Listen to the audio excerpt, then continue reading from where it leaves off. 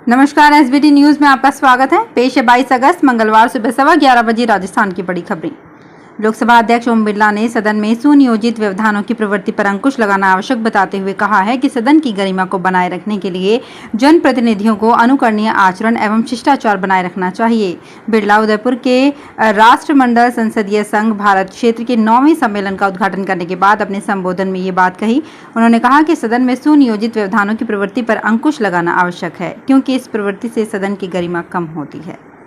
डिग्गी कल्याण जी के लक्खी मेले में आने वाले श्रद्धालुओं का रोडवेज बसों में आधा किराया ही लगेगा। इस संबंध में रोडवेज एमडी नथमल डिडेल ने सोमवार को आदेश जारी किए। डिडेल ने बताया कि श्रद्धालुओं को किराए में 50% की छूट 22 से 26 अगस्त तक मिलेगी। बजट में रोडवेज की साधारण एवं एक्सप्रेस बसों की किराए में मिलने वाली रियायत को 30% से बढ़ाकर 50% किया। साथ ही मेलों की संख्या भी बढ़ाई गई थी।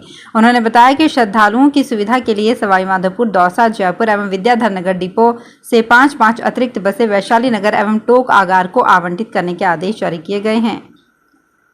कांग्रेस नेता पीएल पूनिया ने कहा कि विपक्षी गठबंधन Indian national development inclusive alliance का प्रधानमंत्री आगामी लोकसभा चुनाव जीतने के बाद तय होगा। उन्होंने कहा 2024 में जीतने वाले सभी सांसद पीएम का चुनाव करेंगे। कांग्रेस नेता ने ये दावा किया कि भाजपा नेता स्मृति ईरानी अमेठी सीट हार जाएंगी। पूनिया ने कहा 2024 में अमेठी के लोग स्मृति ईरानी को हराएंगे। कांग्रेस या इंडिया गठबंधन के उम्मीदवार की निश्चित रूप से जीत होगी।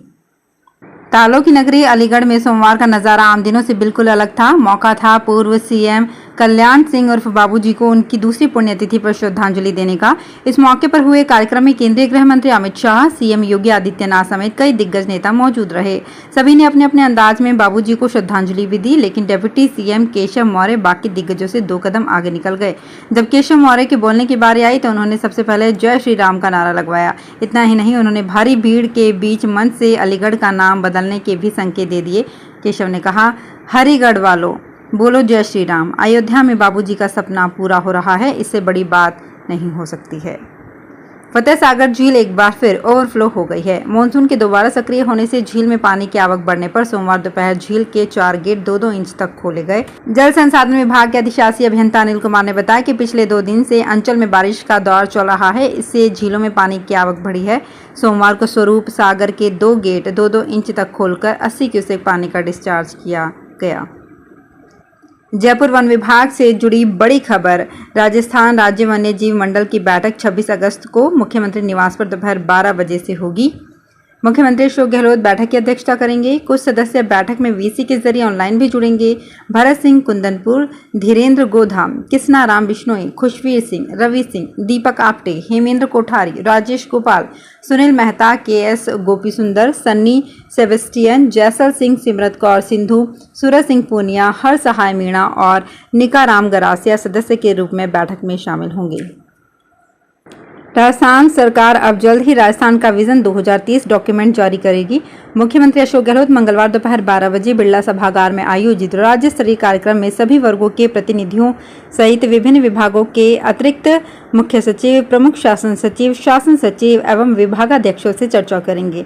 सभी जिलों से बड़ी संख्या में युवा वीडियो कॉन्फ्रेंस के माध्यम से कार्यक्रम से जुड़ेंगे। मुख्यमंत्री गहलोत मिशन 2030 के उद्देश्यों, अपेक्षाओं और इन प्रतिभागियों एवं हितधारकों से राज्य सरकार की अपेक्षाओं के बारे में चर्चा करेंगे।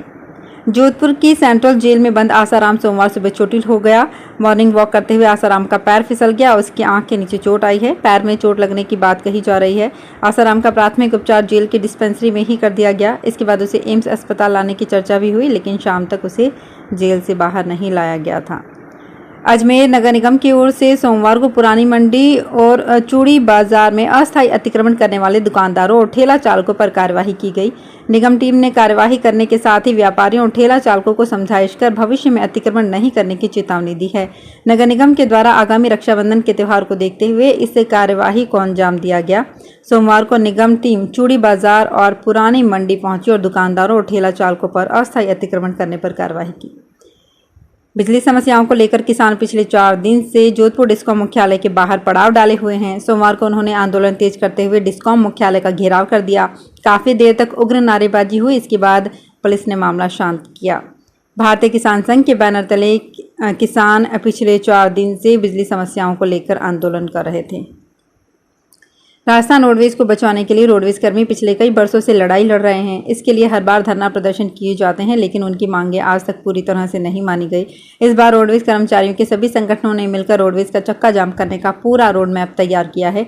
इस बार वे आर पार की लड़ाई लड़ने के मूड में आ गए हैं। सरकार से अपनी मांगें मनवाने के लिए वे आगामी 5 सितंबर तक प्रदेशव्यापी हड़ताल पर जा रहे हैं। उदयपुर में राष्ट्रमंडल संसदीय संघ भारत क्षेत्र सम्मेलन उदयपुर में सोमवार से शुरू हुआ है। इस सम्मेलन में मुख्यमंत्री अशोक गहलोत ने राजस्थान विधानसभा अध्यक्ष सीपी जोशी की तारीफ में कसीदे पढ़े। उन्होंने कहा, किसी को नहीं बख्शा, चाहे पक्ष हो या विपक्ष। इसके बाद नेता प्रतिपक्ष राजेंद्र राठौड़ की तरफ से इशारा करते हुए कहा, मैं सोचता हूं कि राठौड़ मेरी बात से सहमत होंगे, पर उस वक्त नेता प्रतिपक्ष राजेंद्र राठौड़ का ध्यान कहीं और था। तिरुवनंतपुरम में विक्रम साराभाई स्पेस सेंटर में टेक्निकल स्टाफ की भर्ती के लिए इसरो ने परीक्षा आयोजित की थी। इसमें 2 लोग नकल करते हुए पकड़े गए। ये दोनों हरियाणा से थे। इन दोनों को रविवार को गिरफ्तार किया गया है। पुलिस ने बताया कि दोनों उम्मीदवार मोबाइल से प्रश्नों की फोटो लेकर किसी दूसरे व्यक्ति को भेज रहे थे। इन दोनों ने कानों में ब्लूटूथ डिवाइस पहना हुआ था, जिससे सामने वाला व्यक्ति इन दोनों को उत्तर बता रहा था। दोनों को अलग अलग परीक्षा सेंटर से पकड़ा गया है। पुलिस को हरियाणा से एक अनजान नंबर से कॉल पर सूचना मिली थी, जिसके आधार पर इन्हें पकड़ा गया। उपराष्ट्रपति जगदीप धनखड़ मंगलवार को उदयपुर पहुंचे। वे यहां सीपीआई इंडिया के 9वें क्षेत्र सम्मेलन के समापन सत्र में बतौर मुख्य अतिथि भाग लेंगे। जारी कार्यक्रम के अनुसार धनखड़ मंगलवार सुबह 9:20 पर विशेष विमान से उदयपुर पहुंचे। यहां से विशेष हेलीकॉप्टर से चित्तौड़गढ़ जाएंगे। वहां विभिन्न कार्यक्रमों में भाग लेने के बाद दोपहर 12:25 पर विशेष हेलीकॉप्टर से रवाना होकर दोपहर 1:05 पर जयपुर के ताज अरावली हेलीपैड पहुंचेंगे।